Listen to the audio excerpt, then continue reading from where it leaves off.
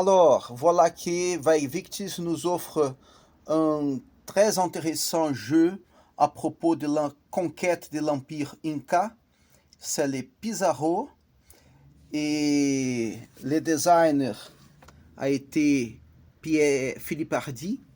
Je sais qu'il a créé d'autres jeux avec ce même système et je suis déjà curieux de les voir et de les acheter. Le système il est assez intéressant.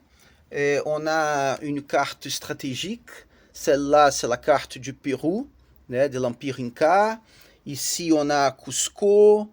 Et ici, on a le lieu du débarquement des troupes espagnoles au début de la campagne. Les pièces, elles sont d'une assez bonne qualité. Et j'ai bien les aimé, les dessins, les détails. Ici, on a les troupes Inca. Et ici, on a les troupes espagnoles. Assez bonnes aussi. Et on a aussi les troupes des autres peuples.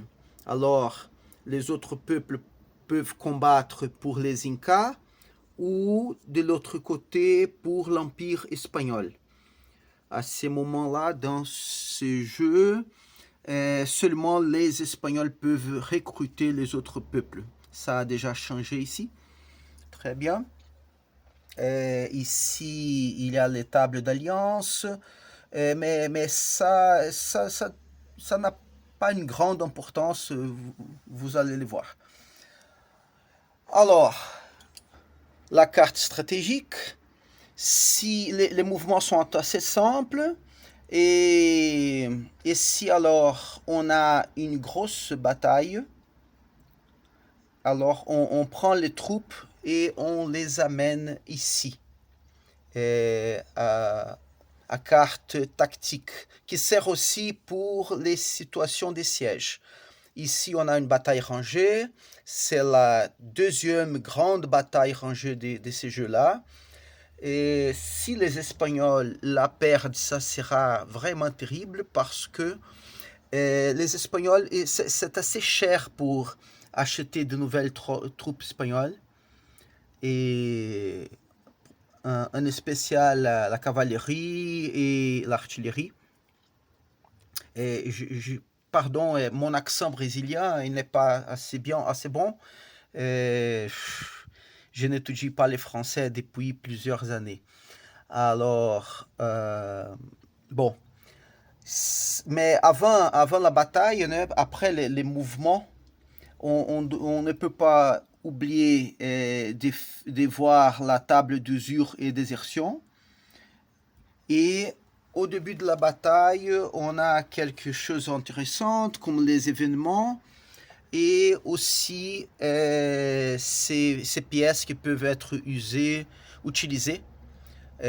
par les Espagnols et par les Incas pour changer quelques questions à propos de la bataille, pour augmenter l'effet de la cavalerie ou pour augmenter l'effet des flèches lancées par les Incas.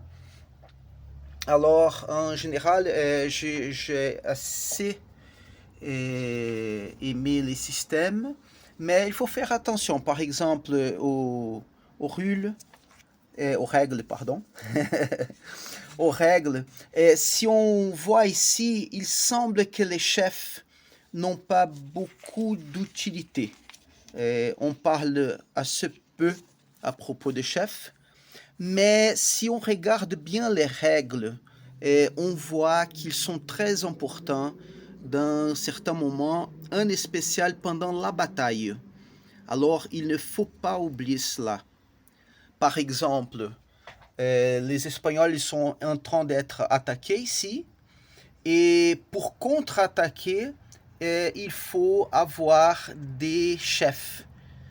Si on n'a pas de chef, par exemple, à l'aile droite ne peut pas faire un contre-attaque. Ce sont des choses vraiment sérieuses.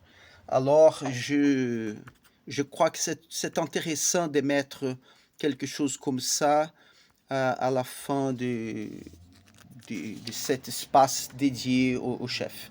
Et il y a d'autres trucs comme ça, mais en général, je crois que c'est un jeu vraiment intéressant et, et qui peut être court ou long si on a assez de batailles décisives.